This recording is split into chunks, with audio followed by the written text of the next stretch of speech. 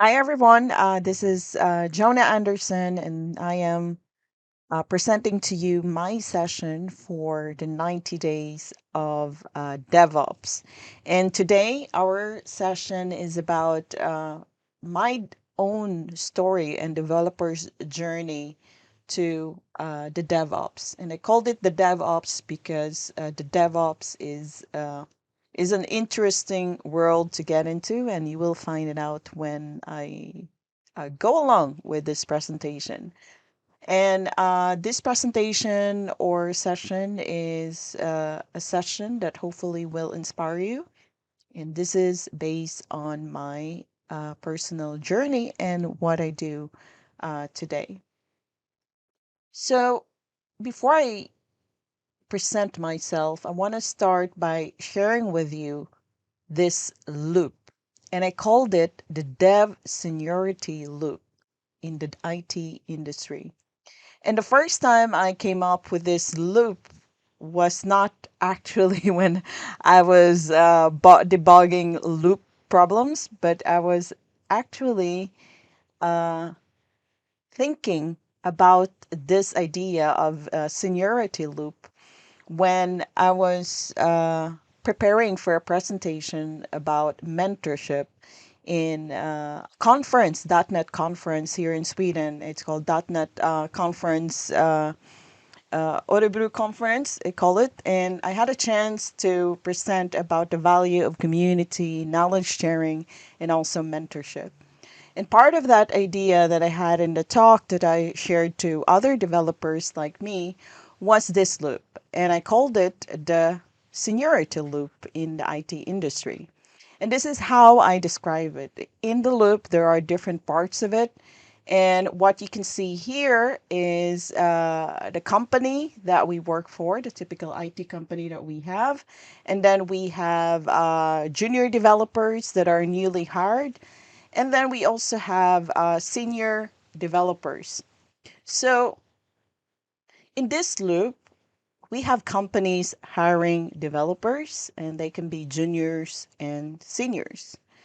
Um, when a new hired juniors are being presented into a project, of course, they need senior developers to help them with uh, with the project to get started, to get onboarding. However, when senior developers sometimes have to leave the company, then they will also have this interest of moving forward and moving out of the company. And when the junior developers are left without senior developers, of course, they're forced to be seniors and take care of the responsibilities that the senior developers used to have.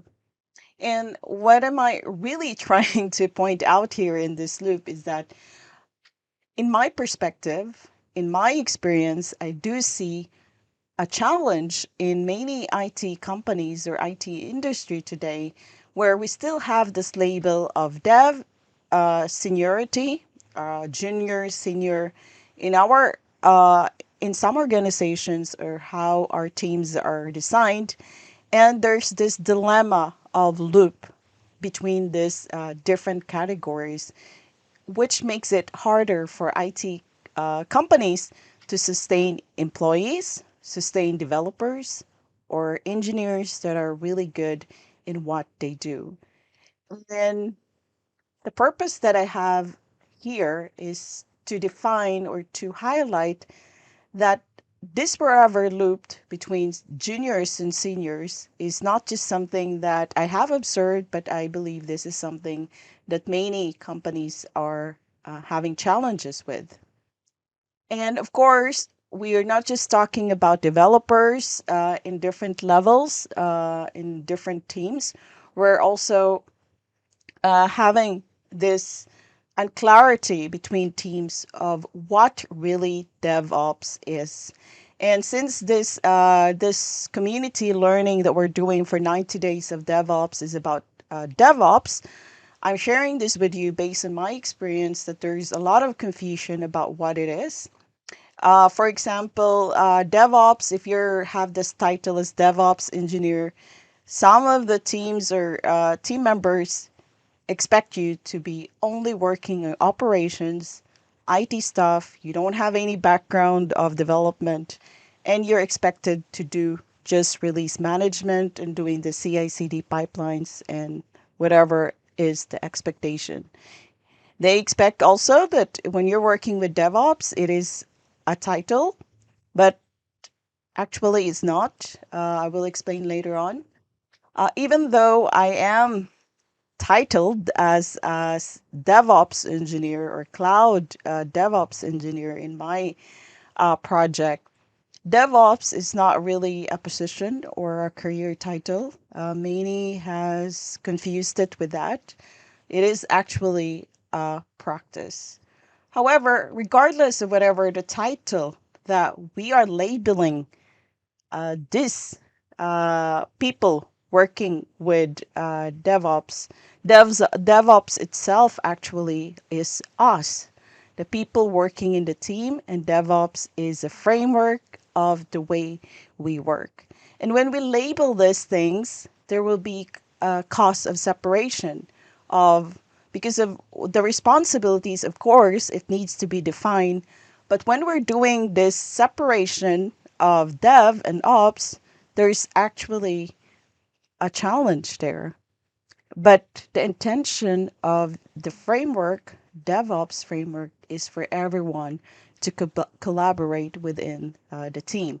So, for example, uh, in this clouds that we see in this image, so IT operations, the cloud, the people working with cloud, the business and stakeholders, the IT managers, the development team. So there's this separation or stereotype that if you belong to the dev team, you do development, you do programming only, backend. There also in the development team, there's a separation. You're a backend developer, do the backend stuff. You're an integration developer, do the integration task. And if you're a front end developer, you focus on the UX design, we do the backend. And then if you're an IT ops, the DevOps, or infrastructure team, they call it also sometimes platform engineering team, does this as well. You cannot do development or programming because you're only intended to do IT operations, like fixing the pipelines, making the automation, taking care of the infrastructure and the cloud. And then the business team also has their own perspective on how they work. But in the end, it is the business team or the managers that decides in the real tasks that we need to deliver to the users in the end when we move to production. But you do see the separation here, right?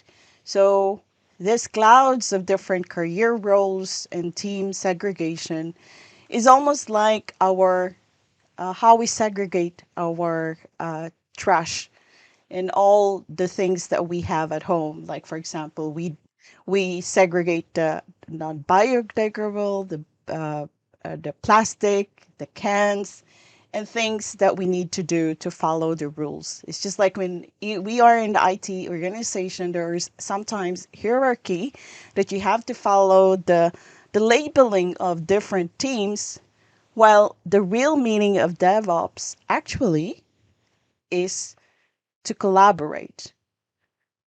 Of course, structure is important. It's very, very important, but there is no need for the structure to segregate team. And it just means that it should be the opposite. It should be collaboration. So even though we are different, each individual, each team members are unique, we do have the opportunity to collaborate and synergize our skills, our competence, and our experience to contribute into a bigger purpose of the entire project, regardless if it's a Scrum, waterfall that you're using, Kanban, or whatever process that you have. Collaboration and not segregation of duties is actually the key to a successful project. And one of the disadvantage of separation, if we're doing segregation, is that this confusion all the time, every time we deliver. Who does this? Who does that? Why did it happen? Why is it there? And the entire story. And the story can be unique depending on the situation, the challenge, and the problem that you're trying to solve. And then the risk of segregation of duties and pointing fingers is the blame game.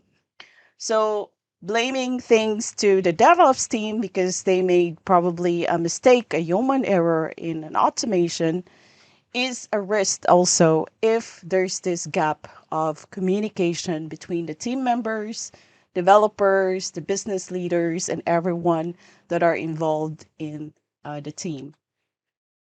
So, collaboration is beyond titles and different team categories that we have in our IT organizations. And the real key to collaboration is actually fitting in all those puzzle pieces together. And if you're doing puzzles or doing like Lego, each piece of the puzzle is actually unique sometimes. And you really, not just sometimes, it's actually all the time. So you need to fit those puzzle into to make into the other puzzle to connect and to make them big and solve the puzzle itself. So, what is really DevOps? So, as you can see, no need to explain. All of us are learning DevOps. But if you're new to the term DevOps, this is how it is. It is actually a process where it's the infinity. The symbol that we have here is an infinity loop of DevOps. It's like a continuous process and continuous task.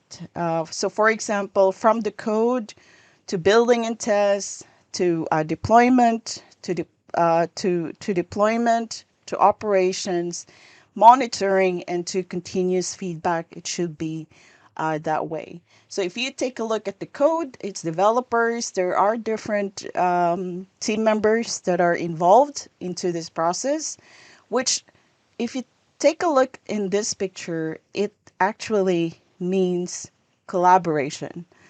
DevOps means collaboration regardless of whatever titles or whatever tasks that you're doing within a project. It should be continuous. It should be continuous collaboration for each of you. So DevOps solves a lot of puzzles, and I believe that's the reason why it was invented by the minds behind it. And there's an interesting cliche and interesting trend and talks about what really DevOps is. And some would even ask the question why DevOps became a title, because it's actually a way of how we work into our teams. And now the word of DevOps can be layered or can be renamed in so many ways because, for example, security, which is very important today in the AI generation and cloud generation that we have. When security is injected into DevOps, it becomes DevSecOps. And to those of you that are new in DevSecOps or this topic, the reason why you're doing the 90 days of DevOps. If you're new, DevSecOps actually stands for development. The middle one of sec is security. And then ops is actually for IT operations or operations. It is actually an approach to the culture of DevOps with security in mind. So the security aspects are integrated with all the entire process of development, which actually includes from the left side the development and also the operations. So when we talk about DevSecOps, security is implemented from planning phase, from coding phase, to building, to testing, to release management, to deployment, to production, or to different environments, to operations, and also monitoring, which is very important in order to keep your applications or systems safe in the cloud or wherever it is hosted. So the entire life cycle, when you talk about DevSecOps, is actually integrated within this loop or within this flow, which means that aside from the typical DevOps developer team and then the operations team that has pretty broad and diverse skill sets, there's also the security team, which in some companies are separated as one segregated or separate team. But in DevSecOps, everyone thinks about implementing security into code before it gets to production, which means that it's more collaboration required into DevSecOps. Platform engineering, that's also a new term that we actually hear today. So when you talk about DevOps, then it comes to questions platform engineering, which is like a new name or term that came up. And there's a good research about platform engineering. I believe Gartner had like a survey about platform engineering would be one of the trends in the coming years, aside from AI and smart applications and cloud technologies. But this is how Microsoft defined platform engineering. So, platform engineering is a practice built up from DevOps principles that I just shared to you.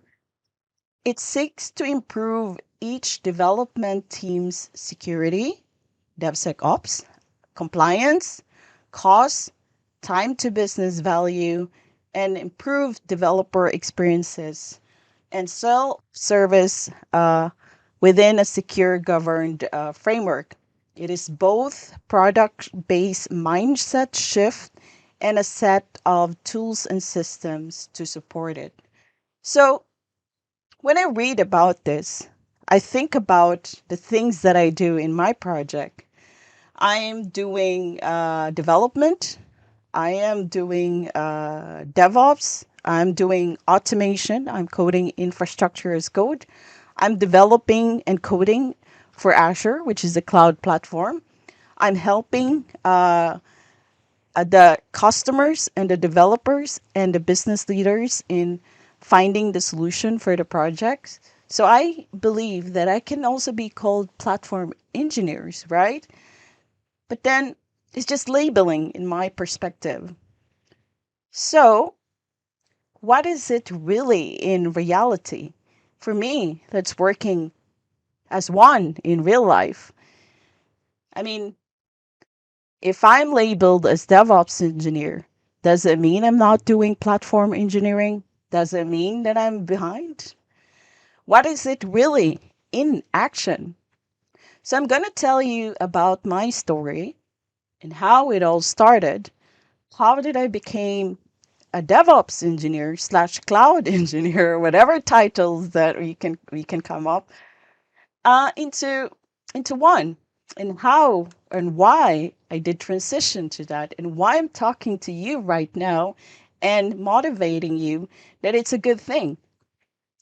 So my story did not start by learning programming language, just like this ENIAC programmers, so women programmers in the 50s when they were helping out in building the supercomputers back then before the cloud started. But their differences into programming these big machines were very impactful to the cloud technologies and DevOps that we're working today. So I did not learn programming their way. I did actually learn programming in a smaller CTR computers with Visual Basic. So to those that who don't know me, so I'm Jonah Anderson. I am someone that loves to inspire tech to others, either by public speaking, teaching about Azure, teaching about .NET or development, hosting a podcast or writing a book like what you see right now. So I am working daytime as a senior Azure consultant at Solidify, an IT consulting company that focuses on DevOps. Like we work with Azure DevOps, GitHub, and other cloud technologies within Microsoft. I also have my own company called Tech, where I deliver my courses within Azure trainings. And aside from what I do in my job, in my company, I am also very active in the community as a Microsoft certified trainer. I am also hosting podcasts, Extend Women in Tech, and active in organizing events for the Azure community for Azure User Group Sweden. And of course, I also wrote a book, Learning Microsoft Azure, which has recently been published.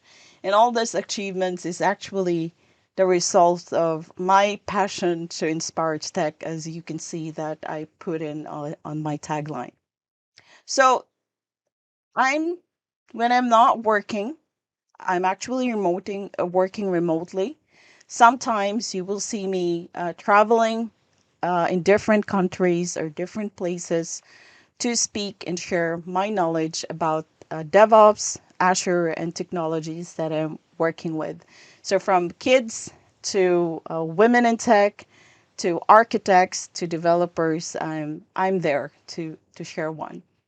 So, what's my journey like in my career? So, I did study computer science, and of course, uh, maybe it surprised many of you because of my current status right now, but I did not actually intended to be a developer from the beginning.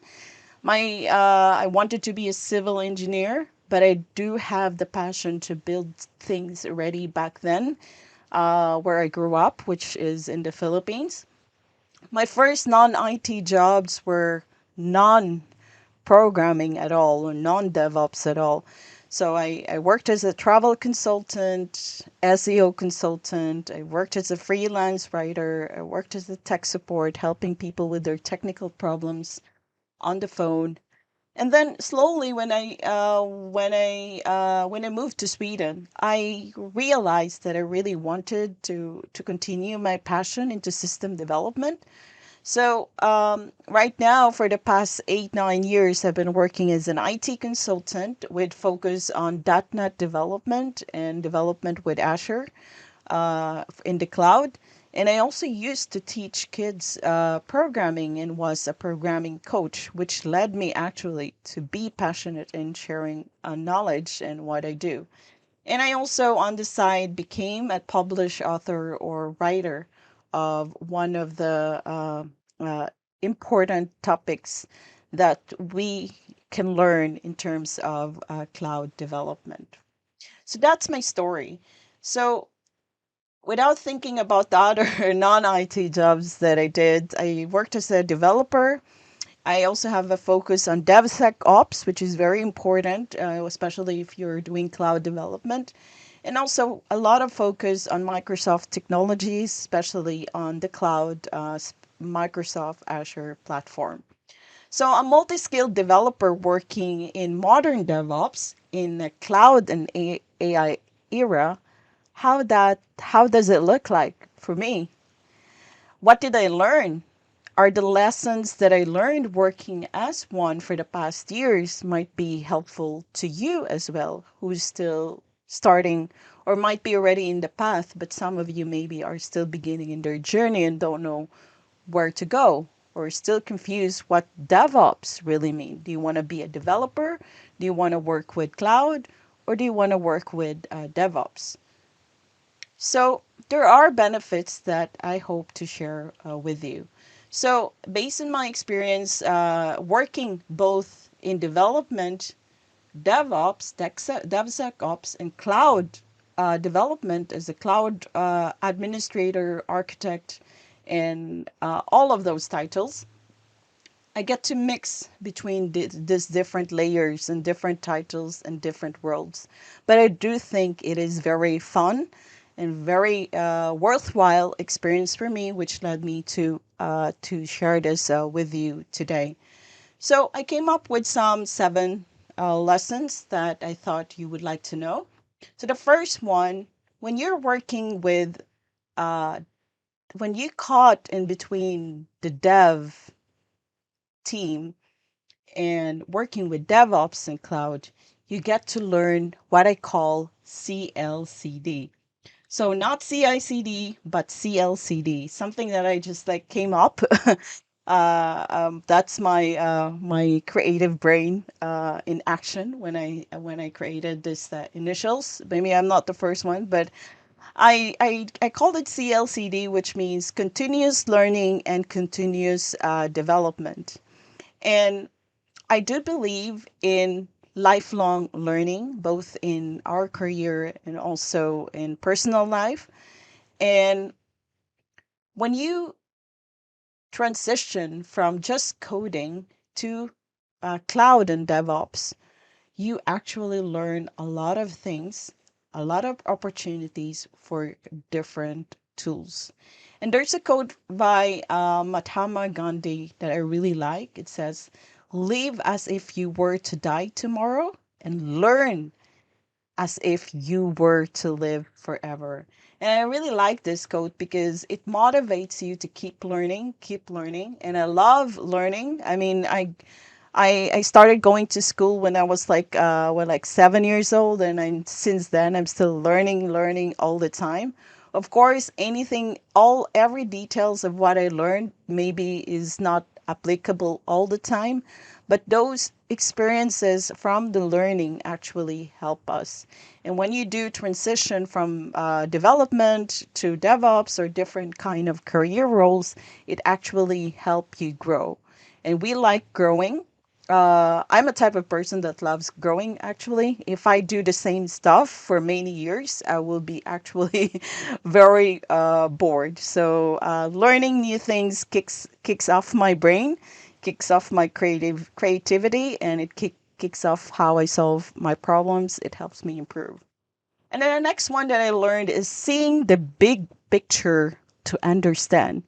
So when I was working as technical support, which is one of the jobs that I had, one of the things that I learned while talking on the phone with my clients, they just tell you, "Hey, I have a problem with my internet."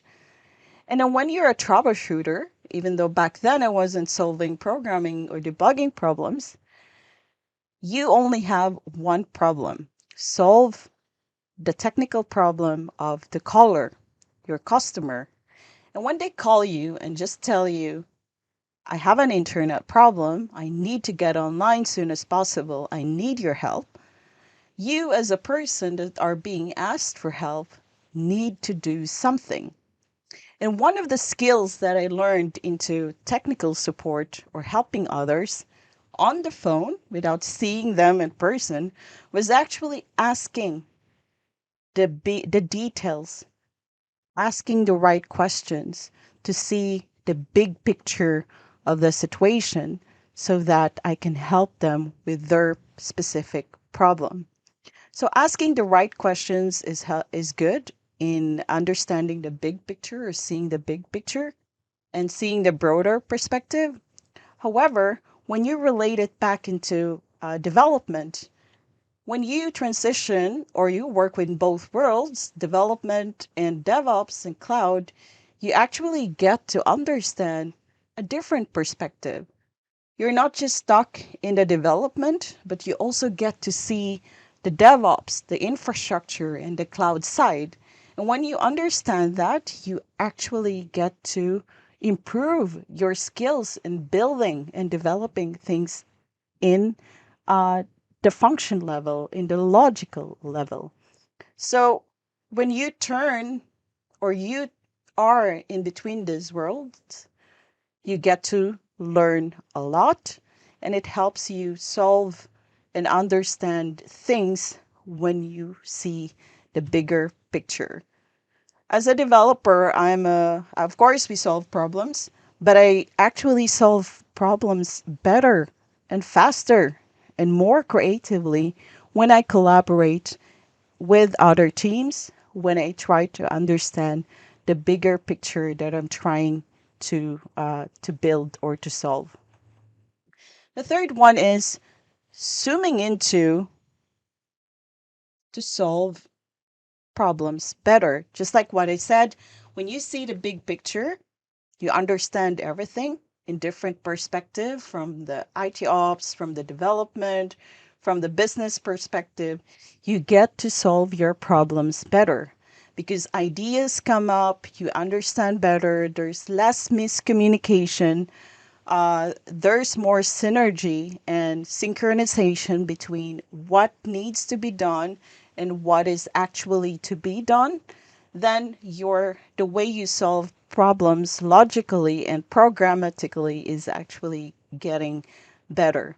And it also means that less bugs and less rework, and of course it minimizes conflicts and miscommunication. The fourth one out of seven is you are actually improving your skills to collaborate, just like how DevOps should be. So, DevOps, DevSecOps, platform engineering, they're actually meant for everyone in the team members to collaborate, which means that when the more you collaborate, the more you synergize. By the way, if you don't know the word synergize, it actually means to combine or work together in order to be more effective and make things together better. It can be things, it can be people, and people in different things in different teams can synergize. So instead of building the gaps or separations that I showed to you earlier in the beginning of this session, you build stable bridges between your colleagues and you make friends, you make better relationship, and you have the opportunity to learn what others is doing, which probably help you as well if you're stuck in a bug or stuck in a problem that you need help from different perspective. The fifth one is you become T-shaped. I became T-shaped more and more every time I learn new things. So what is T-shaped? I'm not sure if some of you or most of you have heard of the T-shaped developer or T-shaped architect, whatever is the title at the end. But T-shaped, just like what you see here in the image, is the T there is the breadth of cross discipline in the competence, and then the depth of the discipline in terms of experience. So when you work with different peoples from different team, learning from them, being friends with them, learning new stuff with them, your skills and your experiences, technical wise and even soft skill wise, become very useful in so many ways, even in problem solving. So, one example of T shape, if you were to ask yourself, are you T shape? Look at this example. So, in this example, you have a test engineer that's very broad in terms of different things that he or she can do. Uh, write executable documents, automated testing, unit testing, can do UX design, can also do DevOps. But the experience of the test engineer is deep also in terms of this line of different types of testing, like the building test plan, functional testing. So there's this T shape.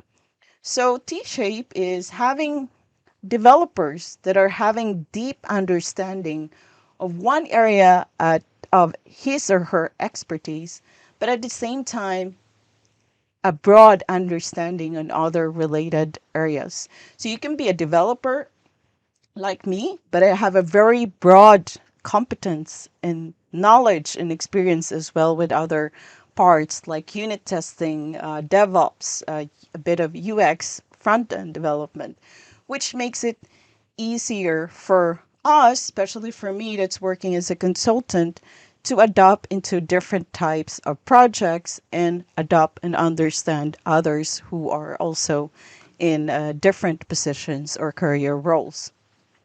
Number six is the opportunity to mentor and help others.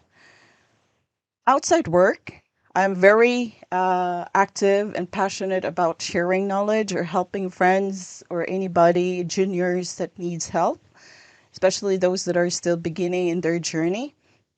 And when you're working in DevOps, it's automatic. You get to work with developers, you get to collaborate with the business team, you need to collaborate with the IT managers, the QA team, and everyone. And it also gives you the opportunity to mentor and help others.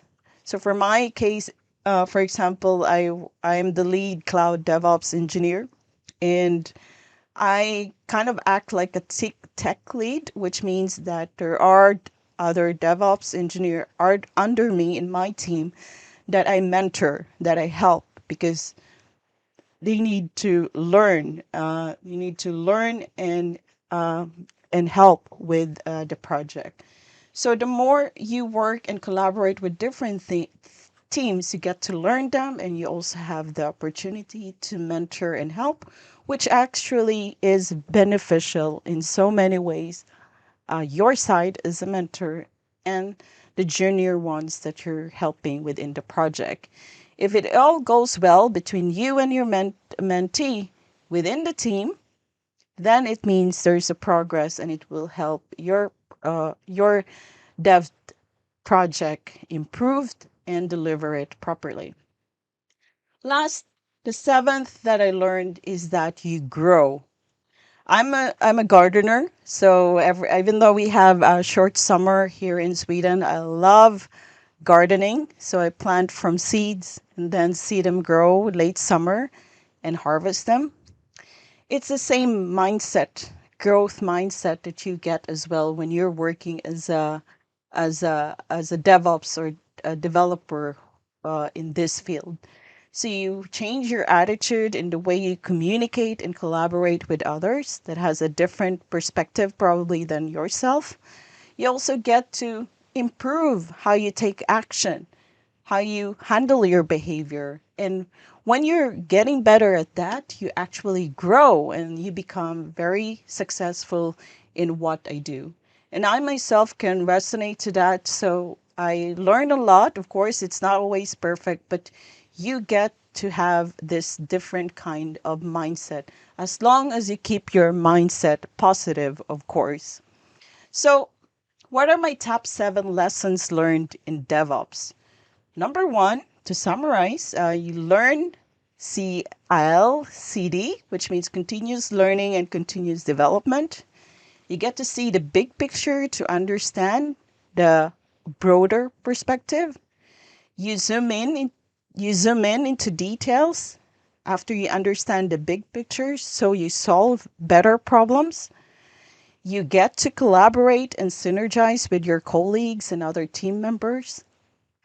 You become T-shaped, which means that the more you get into it, the more you get more experience and deeper skills in what you're doing. You have the opportunity to help others and to mentor others, especially your colleagues that really needs your help. And of course, when you're helping in all doing all these 6 things, you also grow. And when you grow, it is a good thing. You love your job. It doesn't matter whatever DevOps title or dev title that you have, you love and you just grow. So my only key key key takeaway for you today on this session before I end it, which is actually beyond 30 minutes, I apologize for that, is a quote that I actually created just for this session, just for this talk. So my quote for you is that don't limit yourself to different career roles and different labels that we have today. Be who you want to be. Use the great tools and technologies that we have today to develop, to build, and to succeed in what you do in your career. And don't forget to share and inspire that knowledge out to others. So, you are the key to where you're heading to. And if you are here right now, regardless of whatever position, or you're still beginning, or you're in the middle, or you're a senior but really want to improve your skill sets to be competitive in your career within IT, you have this goal. And it's only you that can bring yourself to that goal with the help of others and collaboration. And while I was reading one of my books this year, which is the book entitled Daily Loss by Robert Greene, it said in the January 14th day, it says, avoid the false path. So it says there, a quote from Lao Tzu, at the center of your being, you have the answer. You know who you are and you know what you want. So I want to end this presentation with a quote, with this heart that says, do what you love and love what you do, whatever that is that you have inside your heart. So thank you so much for learning with me. I hope that you got inspired by my journey as a developer, as a DevOps engineer or platform engineer or cloud engineer, whatever you call it. Thank you so much for learning with me. And if you found this talk or session interesting and valuable, feel free to share it with your friends, your colleagues if you got inspired. Questions, feedback, feel free to scan the QR code here and reach out to me anytime on LinkedIn after this session. And of course, thank you so much for Michael Cade for having me in this day 66 of this session. And very great initiative of you to start this up. And learners, keep learning and keep growing. And if you want to learn about Azure as well, which is very important in terms of DevOps, feel free to check out my book, which is recently published recently. It's use the QR code to get into my online book. I do have online and paperback copy. But if you want to read the online version, I offer you or I can provide you the code Azure23 to get a complimentary access 30 days to read my book online. And if you have questions related to Azure, feel free to contact me. I also have a user group called Azure User Group Sweden. So enjoy learning and have fun learning 90 days of DevOps, and hope to see you around next year or just learning all year. Actually, it doesn't need to be 90 days only. So thank you so much. Have a great learning, everyone. Bye.